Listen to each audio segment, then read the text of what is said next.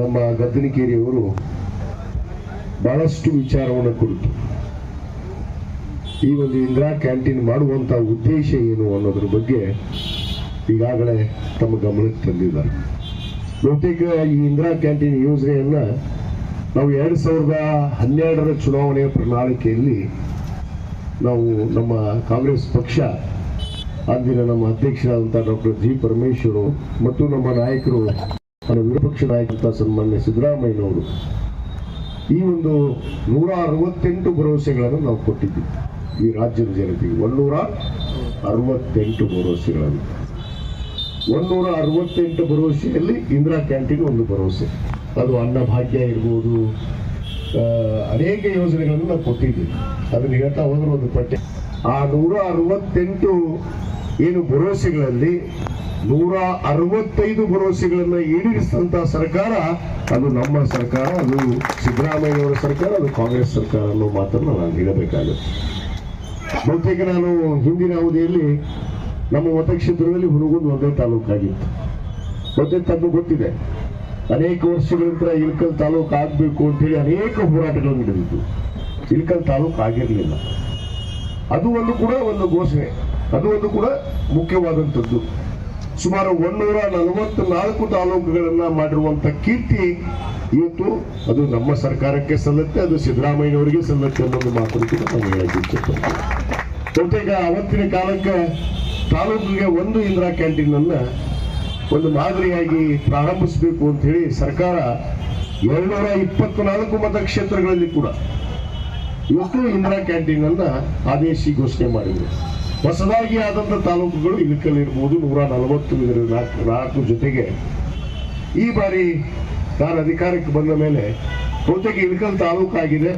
ನಾನು 2023ರಲ್ಲಿ ಪ್ರಸ್ತಾವನೆಯನ್ನು ಕೊಟ್ಟೆ. ನಮಗೆ ತಕ್ಷಣ ಒಂದು ದೊಡ್ಡ ನಗರ ಪ್ರದೇಶ ಇಳಕಲ್ಲಿಗೆ ಆದ್ರೆ ಇಲ್ಲಿ ಇರುವಂತಹ ಕೂಲಿ ಕಾರ್ಮಿಕರು, ಮುಖ್ಯವಾಗಿ ಇಂದಿರಾ ಕ್ಯಾಂಟೀನ್ ಉದ್ದೇಶ ಅಂದ್ರೆ ಬಡಬಗ್ಗರು ಬದುಕಬೇಕು. ಯಾವುದು ಹಸಿದ ಹೊಟ್ಟೆ ಇವತ್ತು ಹಸಿದಾಗಿ ಇರಬಾರದು, ಅದು ಹೊಟ್ಟೆ ತುಂಬಬೇಕು ಅನ್ನೋ ಉದ್ದೇಶದಿಂದ ಇವತ್ತು ಅನ್ನಭಾಗ್ಯ ಇರ್ಬೋದು, ಇಂದಿರಾ ಕ್ಯಾಂಟೀನ್ ಕೊಟ್ಟಿರುವಂತ ಮೂಲ ಉದ್ದೇಶ. ಆ ಉದ್ದೇಶವನ್ನು ನಾನು 2023ರಲ್ಲಿ ನಾನು ನಿಮ್ಮ ಆಶೀರ್ವಾದದಿಂದ ಮತ್ತೆ ಶಾಸಕನಾದ ಮೇಲೆ ನಾನು ಪ್ರಸ್ತಾವನೆಯನ್ನು ಕೊಟ್ಟೆ. ಒಂದೇ ಕೊಡ್ಲಿಲ್ಲ, ಇಳಕಲ್ಲಿಗೆ 2 ಬೇಕು ಅಂತ ಕೇಳಿದೆ. ನಾವು ಈ ದೊಡ್ಡ ನಗರ ಪ್ರದೇಶ ತಾಲೂಕಿನ ಒಂದು ಮುಖ್ಯ ಸ್ಥಳ ಆಗಿರೋದ್ರಿಂದ, ಸುಮಾರು 1 ಲಕ್ಷಕ್ಕೂ ಹೆಚ್ಚು ಜನ ವಾಸ ಮಾಡುವಂತಹ ನಗರ ಆಗಿರೋದ್ರಿಂದ ಇದಕ್ಕೆ 2 ಕ್ಯಾಂಟೀನ್ ಅನ್ನ ಬೇಕು ಅಂತ ಹೇಳಿ ನಾನು ಒತ್ತಾಯ ಮಾಡಿದೆ. ತಕ್ಷಣ ನನಗೆ 1 ಕ್ಯಾಂಟೀನ್ ಅನ್ನ ಮಂಜೂರಾತಿ ಮಾಡಿ ಇವತ್ತು ನಿಮ್ಮ ಮುಂದೆ ನಾನು ಇವತ್ತು ಉದ್ಘಾಟನೆಯನ್ನು ಗೊಳಿಸ್ತಾ ಇದ್ದೀನಿ.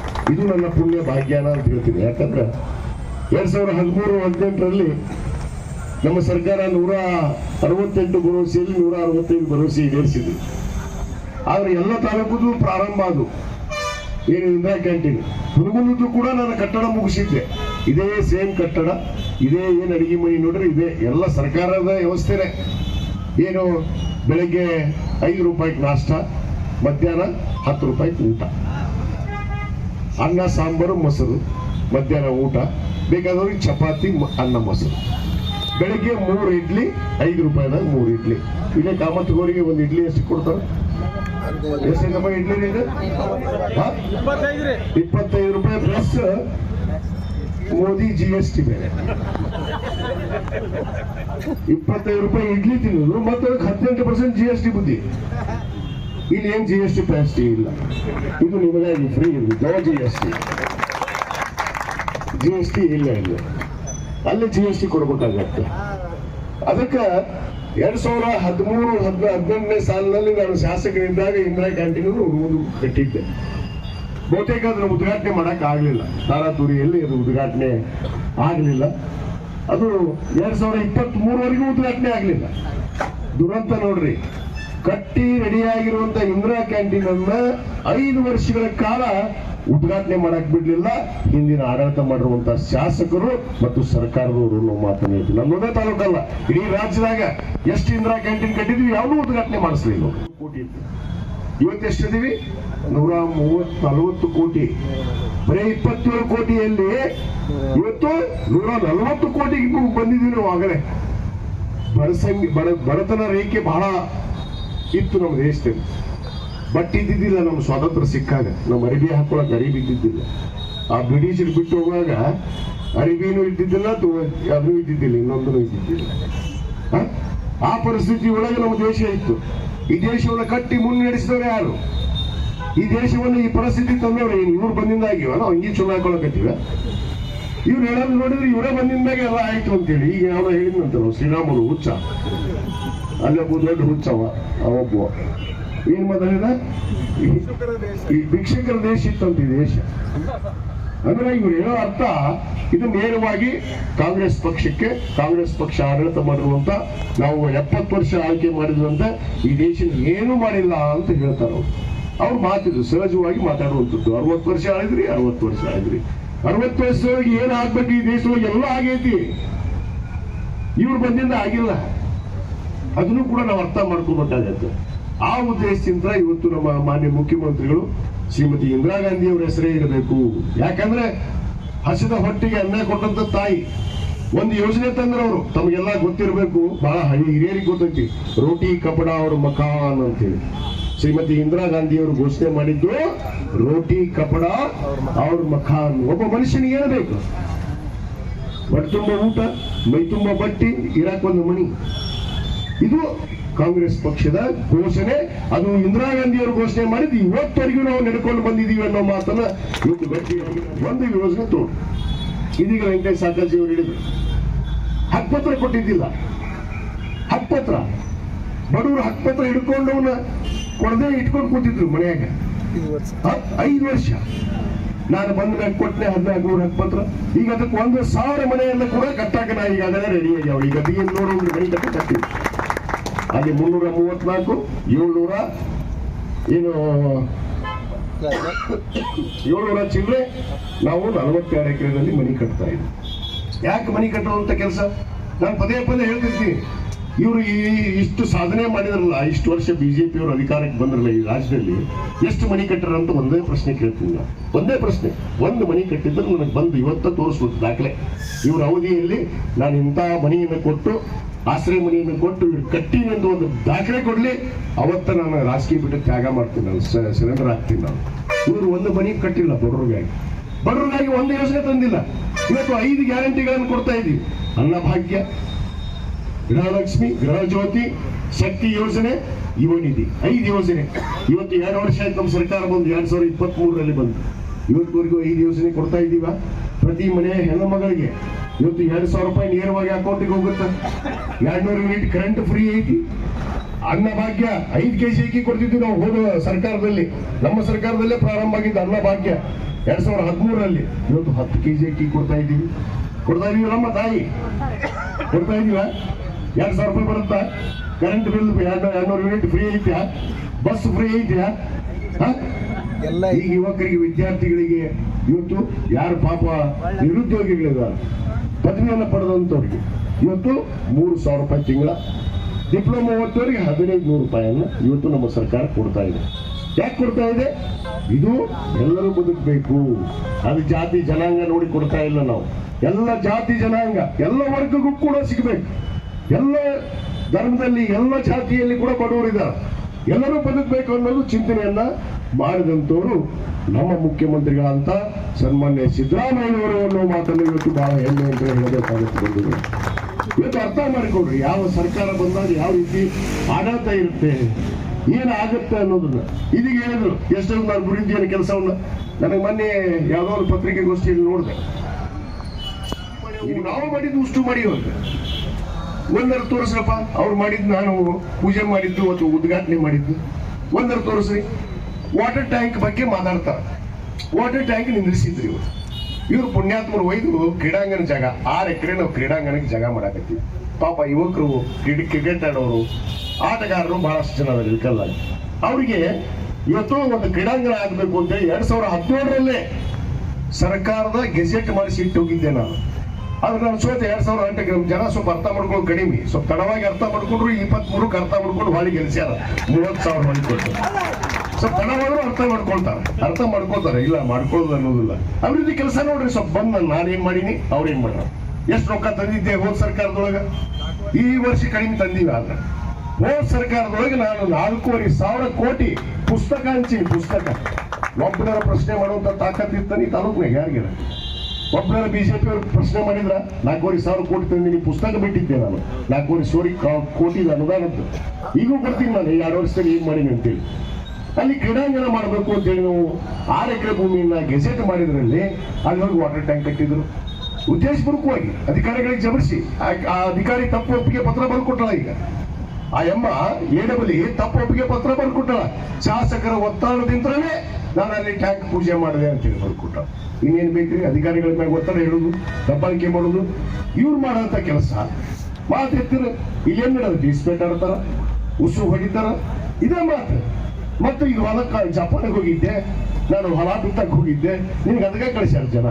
ನಿನಗೆ ಬಾರಿ ಗಿಡ ಕಾಯಕ ಮತ್ತೆ ನಿನ್ಗೆ ಕಳಿಸ್ಯಾರ. ಮತ್ತೆ ನಿನಗೆ ಅಲ್ಲಿಗೆ ಕಳಿಸೋದು, ನಿನಗೆ ಬಾರಿ ಗಿಡ ಕಾಯಕ್ಕೆ ಕಳಿಸೋದು, ಶಾಶ್ವತವಾಗಿ ಕಳಿಸ್ತೀವಿ ಇನ್ಮೇಲೆ. ಅದು ಗ್ಯಾರಂಟಿ ಬರ್ಕೊಂಡು ಇಟ್ಕೋ. ನೀನು ತಾಕತ್ತಿದ್ರೆ ನೋಡೋಣ ಮುಂದೆ, ಅದ್ರ ಮಾತು ಬೇರೆ. ಶಾಶ್ವತವಾಗಿ ಬಾರಿ ಗಿಡ ಕಾಯಕ್ಕೆ. ಈಗ ಹೊಲ ಉಳ್ಸೋಕೆ ಹೋಗಿದ್ದೆ, ಹೊಲ ಒಟ್ಟ ಹಾಕೋಕೆ ಹೋಗಿದ್ದೆ. ಇವ್ರು ಏನ್ ಮಾಡ್ತಾರ? ಪಕ್ಕ ಹೊಡ್ಯಾಕತ್ತಾರ, ಉಸು ಹೊಡಿತಾರ, ಅದನ್ನು ಹೊಡಿತಾರ. ನೀವು ಸರ್ಕಲ್ನಾಗ ಆಫೀಸ್ ಮಾಡಿ ಮಾಡಿದ್ರು ತಂದಿ ಮಗ ಕುತ್ಕೊಂಡು. ಇದು ನೋಡಿಲ್ಲ ಜನ? ಯಾರ ಆಫೀಸ್ ಇತ್ತು? ನಿನ್ನ ಮಗನ ಎಲ್ಲಿತ್ತು? ಈಗ ಊರಾಗ ಇರೋದಿಲ್ರಿ ಗುರುಗಳವ್ರು. ಇದು ಟೂರಿಂಗ್ ಥಿಯೇಟರ್ ಮಾಡ್ಬಿಟ್ರ. ಅದಕ್ಕೆ ಹೇಳ್ತಿರ್ತೀನಲ್ಲ, ಈಗ 3 ತಿಂಗಳಿಗೊಂದು ಬರ್ತಾನವ. 3 ತಿಂಗಳಿಗೊಂದು ಪ್ರೆಸ್ ಮೀಟ್ ಫಿಕ್ಸ್. ಬರ್ದಿಟ್ಕೊಡ್ರಿ. ನಾ ಡೇಟ್ ಯಾರು ಹೇಳಿದ್ರು ಮಾಧ್ಯಮದವ್ರು ಬರ್ದಿಟ್ಕೊಡ್ರಿ.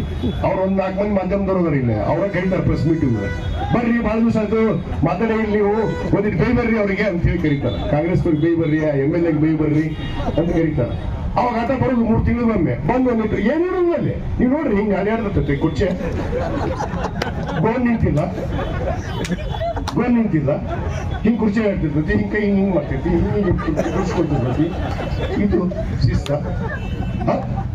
ಮೈ ತುಂಬ ಕೆರ್ಕೊಳ್ಳೋದು, ಮೈ ತುಂಬ ತುರ್ಸ್ಕೊಳ್ಳೋದು, ಗೋಲ್ ಹಳ್ಳಿಸ್ತಾರ್ದಂಗೆ ಮಾತಾಡೋದು ಪ್ರೆಸ್ನವ್ರ ಮುಂದೆ, ಇದು ಪದ್ಧತಿ? ಗಾಂಭೀರ್ಯತನ ಬೇಕು. ಒಬ್ಬ ಶಾಸಕನಾದಂಥವ್ರು, 3 ಬಾರಿ ಶಾಸಕನಾದಂಥವ್ರು, ಒಂದು ಗಾಂಭೀರ್ಯತನೇ ಇಲ್ಲ, ಒಂದು ಶಿಸ್ತಿಲ್ಲ. ಮಾತಾಡೋದು ಸುಮ್ಮನೆ ಆರೋಪ. ಉಸು ಹೊಡಿತಾರ, ಹಂಗ ಮಾಡ್ತಾರ, ಏನ್ ಮಾಡ್ತಾರ ತೋರಿಸಿ. ಒಂದರ ಇಸ್ಪೇಟ್ ಕ್ಲಬ್ ಚಲೋ ಇದ್ರೆ ನಾನು ಇವತ್ತು ರಾಜಕೀಯ ತ್ಯಾಗ ಮಾಡ್ತೀನಿ, ರಾಜೀನಾಮೆ ಕೊಡ್ತೀನಿ. ತಾಕತ್ತಿಗೆ ತೋರಿಸಿ. ಅಪ್ಪ ಮಗ ಬಂದು ಒಂದು ಇಸ್ಪೇಟ್ ಕ್ಲಬ್ ತೋರಿಸಿ, ಒಂದು ಅಕ್ರಮ ಮರಳುಗಾರಿಕೆ ತೋರಿಸಿ. ಅಕ್ರಮ ಮರಳುಗಾರಿಕೆ ನಡೆದೈತಿ ಇಲ್ಕಲ್ಲ ತೋರಿಸ್ತೀನಿ. ನೀವು ಮಾಡಿದ್ರಿ ಹಲ್ಕಟ್ಟಿಗಿರಿ, ನನ್ನ ಮ್ಯಾಗ ಹಾಕ್ತೀರಿ. ಅಪ್ಪ ಮಗ ಹಾಕಿದ್ದಕ್ಕೆ ನಿಮ್ಮಲ್ಲಿ ಕಳಿಸ್ಯಾರ ಲೆಕ್ಕೆಳಕ್ಕೆ. ಒಳ್ಳೆ ಇನ್ನೊಬ್ಬರ ನೋಡ್ರಿ ಲೆಕ್ಕೆಳಕ್ಕೆ ಕಳಿಸಿದ್ರು. ಈಗ ಹಾಲಿ ವಸ್ತಿಯಲ್ಲಿ ಗೊತ್ತ ಮುದುಗಲ್ದಾಗ್ಯವ್ರು ಮನಿ ಐತೆಲ್ಲ. ತಡ್ರಪ್ಪ, ನಿಮ್ಮ ತಾಲೂಕದ MLA ಅಂದಮೇಲೆ ನಿಮ್ಮ ತಾಲೂಕದಾಗ ಮುಕ್ಕೋಬೇಕಲ್ಲಪ್ಪ. ನಾನು ಎಲ್ಲಿ ಮುಕ್ಕೋತೀನಿ? ನನ್ನ ತಾಲೂಕದಾಗ ಮುಕ್ಕೋತೀನಿ. ಅದು ತೋಟದಾಗರ ಮುಕ್ಕೊಳ್ಳಿ, ಇಲ್ಲಿ ಮನೆಯಾಗರ ಮುಕ್ಕೊಳ್ಳಿ. ತೋಟದಾಗ ಮಜಾ ಹೊಡಿತಾನಂತ, ನಾನು ಮಜಾ ಹೊಡಿತೀನಿ. ಏನ್ ಮಾಡ್ತೀನಿ ನೋಡ್ಬಾ ಅಲ್ಲಿ. ಎಷ್ಟು ಆಕಳ ಸಾಕೀನಿ, ಎಷ್ಟು ನಾಯಿ ಮರಿ ಸಾಕೀನಿ, ಎಷ್ಟು ಕೋಳಿ ಸಾಕೀನಿ, ಎಷ್ಟು ಕುರಿ ಸಾಕೀನಿ, ಎಷ್ಟು ಪಕ್ಷಿ ಅದಾವು, ಎಷ್ಟು ಮೀನು ಅದಾವು ತೋರಿಸ್ತೀನಿ. ನಾನು ಏನ್ ಸಾಕೀನಿ ಅನ್ನೋದಿಲ್ಲ. ಇವು ಯಾವಾಗ ಒಡ್ಡಾಕ್ಸಕ್ ಹೋಗಿದ್ನಂತೆ, ಜಪಾನ್ಗೆ ಹೋಗಿದ್ನಂತೆ ವ್ಯವಹಾರ ಮಾಡಕ್ಕೆ. ಅಲ್ಲೇ ಹೋಗಿ ಅಲ್ಲೇ ಮನೆ ಕಟ್ಸಿ ಹೇಳೋದಿಲ್ಲ ಯಾರು ಮುಂದು. ಅಭಿವೃದ್ಧಿ ಏನ್ ಮಾಡಿದೆ ಅನ್ನೋದು ಮಾತಾಡೋದು. ನಾನು ಅದಕ್ಕೆ ಗಡ್ಡಿ ಸರ್ಕಲ್ನಾಗ ವೇದಿಕೆ ಹಾಕ್ತೀನಿ. ನೀವೇನ್ ಮಾಡಿದ್ರಿ ಬರ್ರಿ. ಎಷ್ಟು ಮನಿ ತಂದಿರಿ ತಾಲೂಕದಾಗ, ಎಷ್ಟು ಮನಿ ಇರ್ಕಲ್ಲಾಗ ಕಟ್ಟಿರಿ, ಎಷ್ಟು ಈ ಕೆಲಸ ಮಾಡಿರಿ ಕೊಡ್ರಿ. ಒಂದರ ಈಗ 4 ಕೊಡ್ತೀನಿ ಪಟ್ಟಿ ಬೇಕಾರೆ ಬರ್ಕೊಡ್ರಿ. ಮತ್ತೊಂದು ಬರ್ಕೊಡ್ರಿ ಬೇಕಾರೆ. ಈಗ 4.5 ಕೋಟಿ ರೂಪಾಯಿ ಕೊಟ್ಟು ಇಲ್ಲಿ ಸ್ವಿಮ್ಮಿಂಗ್ ಪೂಲ್ ಕಟ್ತಾ ಇದ್ದೀನಿ. ಅಲ್ಲಿ 10 ಕೋಟಿ ರೂಪಾಯಿ ಕೊಟ್ಟು ಸ್ಟೇಡಿಯಂ ಕಟ್ತಾ ಇದ್ದೀನಿ. ಸ್ಟೇಡಿಯಂ ಸ್ಯಾಂಕ್ಷನ್ ಆಗೈತೆ ನಂದು. 60 ಕೋಟಿ. ನೀರಿನ ಪ್ರಾಬ್ಲಮ್ ಐತಿ ಇಲ್ಕಲ್ಲಾಗ. ನೀರಿನ ಪ್ರಾಬ್ಲಮ್ ಯಾಕಾಗೈತೆ ಅನ್ನೋದು ಗೊತ್ತಿಲ್ಲ. 2013 24/7 ತಂದಿದ್ದು ನಮ್ಮ ಸರ್ಕಾರ. ನಾನೇ ಭೂಮಿ ಪೂಜೆ ಚಾಲೂ ಮಾಡೀನಿ, ನಾನೇ ಉದ್ಘಾಟನೆ ಮಾಡೀನಿ. ನಮ್ಮ ಮುಖ್ಯಮಂತ್ರಿಗಳು ಸಿದ್ದರಾಮಯ್ಯವರೇ ಉದ್ಘಾಟನೆ ಮಾಡಿರೋದು 2018 ಕೊನೆಗೆ ಉದ್ಘಾಟನೆ ಮಾಡಿದವರು ನಾವು. 24 ತಾಸು ನೀರು ಅದನ್ನ ನಾವು ತಂದೀವಿ ಅಂತ ಹೇಳೋದು. ಆಮೇಲೆ ಇವತ್ತು ಎಷ್ಟು ಅಭಿವೃದ್ಧಿ ಕೆಲಸಗಳು ನಡೆದಿಲ್ಲ. ಸ್ವಿಮ್ಮಿಂಗ್ ಪೂಲ್ ವರ್ಕ್ ನಡೆದೈತಿ, ಸ್ಟೇಡಿಯಂ ವರ್ಕ್ ನಡೆದೈತಿ, ಕೆರೆ ವರ್ಕ್ ನಡೆದೈತಿ. ಅಲ್ಲಂಪುರಪೇಟೆಗೆ ಬ್ರಿಡ್ಜ್ ಆಗೈತಿ, 5 ಕೋಟಿ ರೂಪಾಯಿ ಬ್ರಿಡ್ಜ್. ಇನ್ನೆಷ್ಟು ಹೇಳಿ ನಾನು ಅಭಿವೃದ್ಧಿ ಕೆಲಸ ಇನ್ನ ಬಹಳಷ್ಟು ಬರ್ದಿನ ತಡಿ ಇಲ್ಲಿ ಹೇಳ್ತೀನಿ ತಡಿ. ಒಂದು ಸ್ವಲ್ಪ ಇವ್ರಿಗೆ ಹೇಳ್ಬೇಕು, ಪತ್ರಕರ್ತರಿಗೆ ಒಂದಿಷ್ಟು ಮಂದಿ ಅದಾರ, ಇವ್ರಿಗೆ ಹೇಳ್ತೀವಿ ಕೂಡ. ನಗರಸ್ಥಾನ 4 ನಡೆದೈತಿ. ಶಾದಿ ಮಾಲ್ ಕೆಲಸ ಇದಕ್ಕಲ್ಲ 3 ಶಾದಿ ಮಾಲ್ 1 ಕೋಟಿ ರೂಪಾಯಿ ಶಾದಿ ಮಾಲ್ ಸ್ಯಾಂಕ್ಷನ್ ಮಾಡಿದ್ರು ತಾಲೂಕಿನಾಗ. 3 ಶಾದಿ ಮಾಲ್ ಬಂದಿದ್ದು. ಈಗ ನಾ ಬಂದ ಮ್ಯಾಗ ಕೆಲಸ ಚಲೋ ಆಗ್ಯಾವ. ಈಗ ಮುಗಿಯ ಅಂತದ್ದು ಬಂದಾವ 3 ಶಾದಿ ಮಾಲ್. ನಂದವಾಡಿಗೆ, ಕಂದಗಲ್, ಇಳಕಲ್ 3 ಶಾದಿ ಮಾಲ್ 1 ಕೋಟಿ ರೂಪಾಯಿ ಬಂದಿದ್ದು. ಇಷ್ಟು ದಿವಸ ಬಂದಿದ್ವಲ್ಲಪ್ಪ, ಈಗ ಚಲೋ ಆಗೈತಿಲ್ಲ. ಯಾಕೆ? ನಾ ಬಂದಿದ್ದು ಹೊಳೆ ಚಲೋ ಆಗ್ತದೆ. ಅಲ್ಲಿ ಇಂದಿರಾ ಕ್ಯಾಂಟೀನ್ ಹುಡುಗರು ಹೇಳಿಲ್ಲ. ಇನ್ನ ಪೂರ 2018 ಮುಗಿದಿತ್ತದು. ಅದ್ರ ಉದ್ಘಾಟನೆ ಮಾಡಕ್ಕಾಗಿದ್ದಿಲ್ಲ. 2023 ನಾನಾ ಬಂದು ಮತ್ತೆ ಹೊಳೆ ಉದ್ಘಾಟನೆ ಮಾಡಿದೆ. ಅದ್ರ ಮೇಲೆ ಬರ್ದಾರ.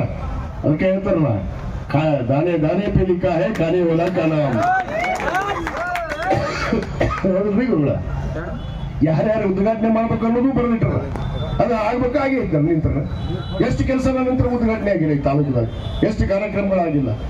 ಇವತ್ತು ಇಂಥ ಅಭಿವೃದ್ಧಿ ಕೆಲಸಗಳು 5 ಕೋಟಿ ರೂಪಾಯಿ ಈಗಾಗಲೇ ಮೈನಾರಿಟಿ ಫಂಡ್ ತಂದೀವಿ.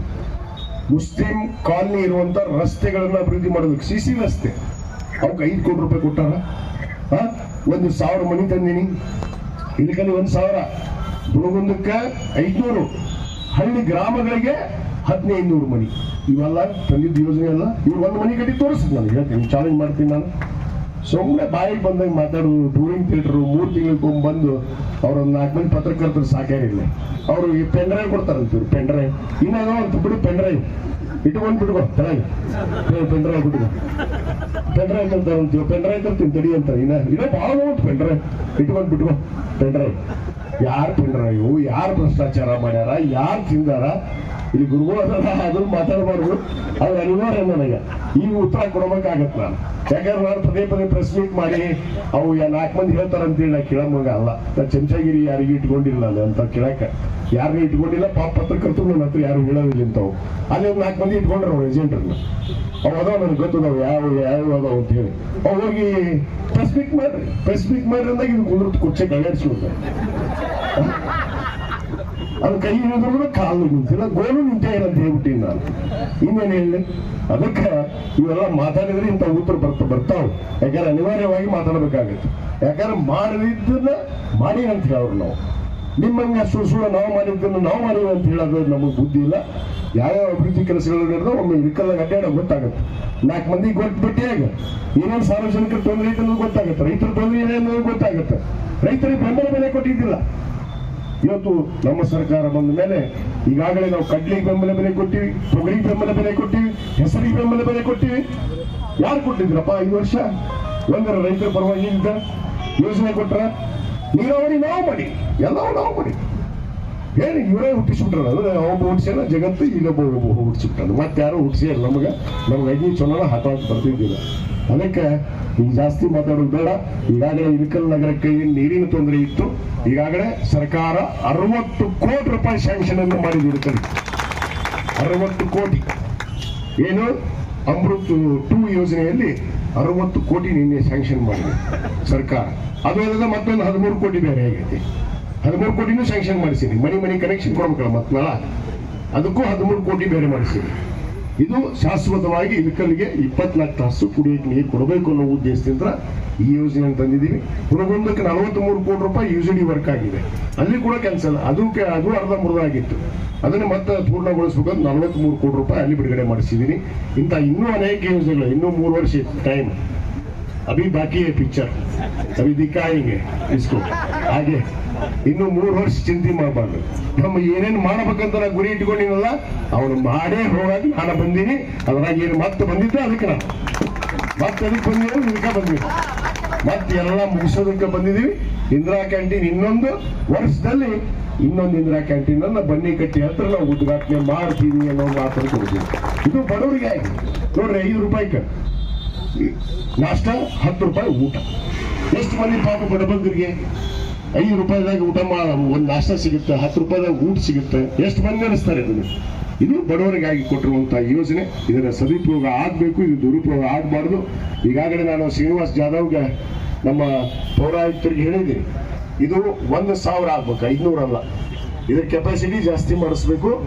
500 ಸಾಲದಲ್ಲ, ದೊಡ್ಡ ಊರು ಟೋಕನ್ ಮಾಡ್ತಾರೆ.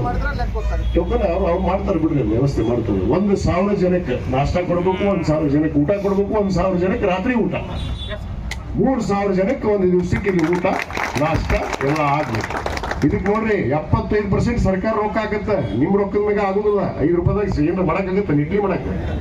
ಮತ್ತೆ ಕ್ವಾಲಿಟಿದು ಯಾವ್ದಾರ ಹಾಕಿ ತಿನಿಸಿ ಕಳ್ಸಂಗಿಲ್ಲ. ಗುಳಾಪಳ ಹಾಕಿ ಚಲೋದು.